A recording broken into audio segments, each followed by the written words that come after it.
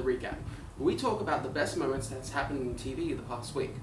More specifically, we'll be referring to both The Flash, Arrow, and the brand new show DC's Legends of Tomorrow.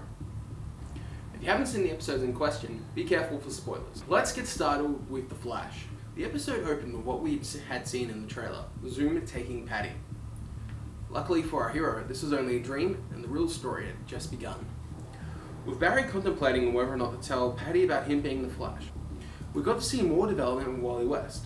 He cracks jokes about his father, who's meant to be a great detective, who doesn't know he had a son for all these years, and that he drag races using the alias tail lights, in order to pay for his mother's medical expenses.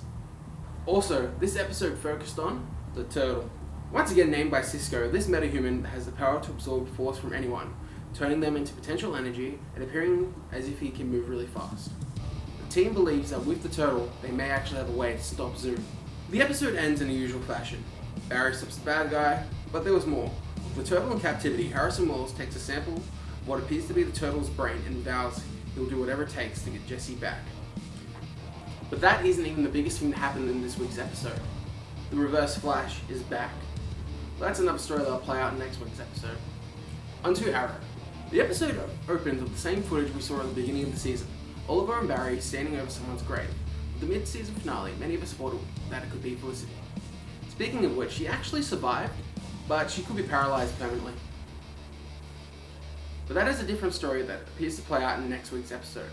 With the attack on Felicity, Oliver is going all out to try and find Damien Dark in order to enact his justice. With Oliver believing that if he doesn't cross the line, Dark will do more harm to the world. The episode itself is very anarchy focused, reflecting on the dark side of both Thea and Oliver. Thea having the darkness from being resurrected, and Oliver convincing himself to do what it takes to bring Dark down.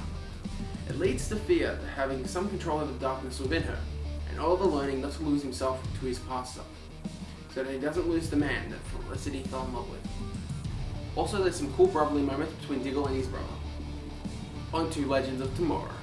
The first episode is actually the first half of the pilot, but still left us in an amazement of how good this show will actually be.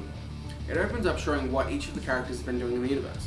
You have Adam helping Green Arrow, Firestorm flying around taking care of bad guys, Captain Cold and Heatwave stealing from a warehouse, White Canary in Tibet having a drink, and Hawkman and Hawkgirl saving the day also.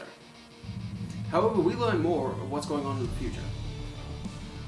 Rip Hunter has had his family murdered by Vandal Savage, and begged the Time Masters Council to stop Savage in the past in order to prevent the deaths of millions. With the Council denying his request, Rip steals the time machine called the Wave Rider and ventures into the past to recruit 8 individuals with little to no impact on the timeline to help him stop Savage. But that alone isn't the highlight of the episode. In this episode we see Martin Stein drug Jax, Hawkman and Hawkgirl meeting their son from past life, and the introduction of a new character called Kronos. Kronos has been tasked with capturing Rip Hunter before he changes the timeline.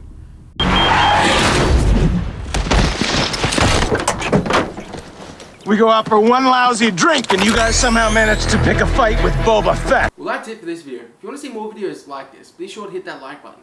And if you don't want to miss out on any of the Granny Fitch content, be sure to subscribe. I'm Trent, and I'll see you next time.